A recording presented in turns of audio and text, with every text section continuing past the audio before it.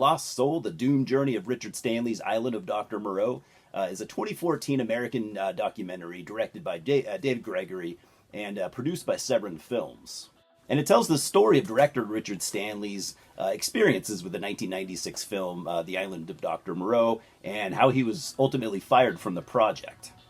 I don't know why it took me so long to watch this. Honestly, I'm a huge fan of Richard Stanley's work. I'm a fan of the H.G. Wells book, and I even have a soft spot for the '96 movie, the Island of Dr. Moreau movie.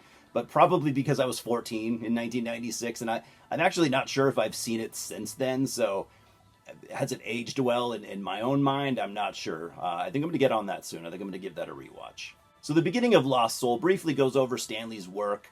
Specifically, Dust Devil, and even more importantly, Hardware, since that was the film that got him a fair amount of attention before jumping right into his love for the H.G. Wells story. He shows his really cool collection of concept art that he still has from his unmade version of the film, before jumping into all the different movies made over the years based off the novel, most of which I didn't even know existed, or at least I haven't seen. And then he kind of talks about how, some are better than others, but none really ever lived up to the Wells vision. And Richard Stanley had his own unique vision for his film. He's always been an indie filmmaker, and this was going to be, in Bob Shaye's of New Line Cinema's words, basically an indie film, which he wasn't real thrilled about, but we'll get into that. And the only reason that the project was ever greenlit was because one of the higher ups in the studio, I can't remember, maybe even the top guy, I can't remember who he was, but he liked Stanley's ideas. That said, though, nobody else really did, and they just weren't supportive of him, and it just felt like they wanted him to fail. He was just set up to fail. I've been there before myself, not in movies, of course. We've all been there in a position like that, and it fucking sucks. It probably didn't help either that it was a massive project, and an indie film director, just would not have the experience in running such a large crew, among many other things. At least the crew, though, seemed to be comprised of, from what I can see, pretty great people. A lot of them were Australian locals, since Richard Stanley opted to film in Australia, which was another detrimental aspect to the movie. Not because it was Australia, but it was because it was like this remote mountain area. Bad choice all around. But I get it, artistic vision and all that. But yeah, a lot of them were Australian locals. They all seemed to love Richard Stanley, so the crew seemed really, really cool. I enjoyed watching them do interviews and stuff. But then you have the two leads, which changed a few times until the dust settled. You had, at one point, Bruce Willis was attached. And then they were left with Marlon Brando and Val Kilmer, of course.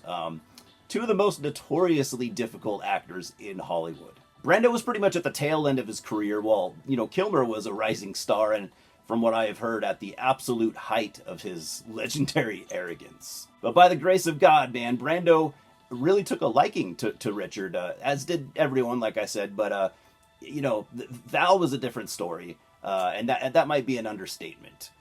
It becomes clear pretty quick that Richard was just never going to be a Hollywood director.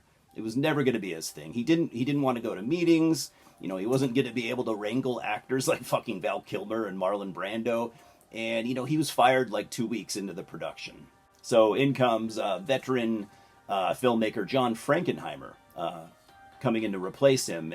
John was an old school director, and, he knew how to wrangle difficult actors. He had a reputation for that. He had a reputation for a lot of things. He was an asshole, and none of the crew liked him. He was the complete opposite of Richard Stanley in many ways. Val Kilmer remained impossible to work with. Brando didn't take anything seriously at all on this film set, and not one aspect of this production went smoothly. So I don't really watch a ton of documentaries, but I do like a well-done one, just like we all do. And I wish I watched more, but sometimes it's hard to make time for them. That's why it took me so long to get to this, I guess. In my opinion, though, this is how it should be done. I mean, sure, I was already interested, since I liked, the 96 movie that this was based on. I'm a fan of Richard Stanley's work, the H.G. Wells novel, but I don't think you have to be familiar with really any of that to to appreciate this and really enjoy it and get into it. There's just no fluff here. I've watched this a few times now. It doesn't really get old. You kind of learn new things each time you watch it. There's just not, and I'm not being hyperbolic. I'm not exaggerating. There's just not a single second where I'm not paying attention.